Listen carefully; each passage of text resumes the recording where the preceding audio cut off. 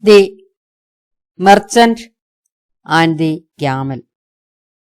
Harshid was an Arabic merchant. Usually he crossed over the vast deserts and traded in distant towns and kingdoms. He had a camel that was very wise and obedient to him. Harshid loved his camel very much.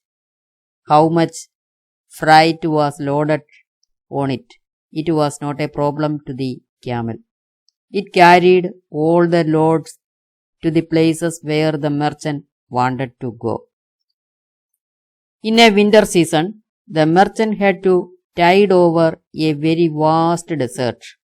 In the desert, the climate was not at all favorable to the travelers. It was too hot in the daytime and extreme cold in the night time. But the merchant and the camel suffered all the miseries of the desert and continued their journey. One night, the cold was intolerable. The merchant put up a tent near a dune and lay down inside for sleeping. He had kept his camel outside.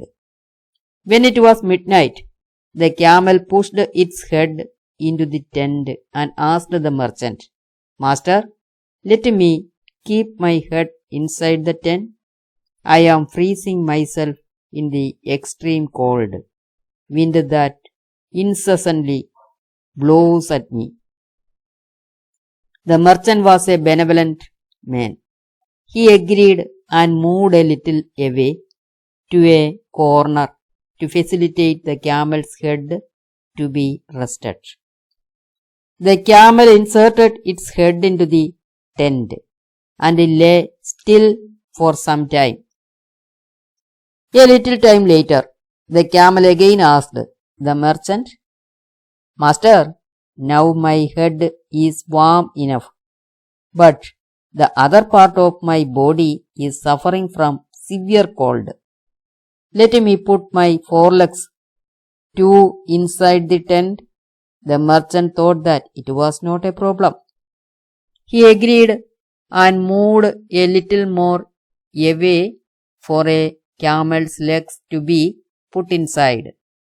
The tent was not at all a large one. When the camel put its head and forelegs inside, there was little room for the merchant to sleep. But he was content with the little room he had. A little time later, the camel again addressed him, "Master, now my head and forelegs are warm enough. You see the cold wind blowing at us ruthlessly. If I am laying like this, keeping half of my body out, we cannot close the door behind. So, I may put my whole body inside and let us close the door behind." Hearing these words, the merchant was scared greatly, and he called out loudly, "No, no, it is not possible. There is no room enough for both of us to stay together. You go out and sleep outside. If there is no room for both of us, then you go out, and I am coming in," the camel said. With all the confrontations of the merchant, the camel pushed itself into the tent and proscribed the merchant out. It closed the door behind and slept comfortably.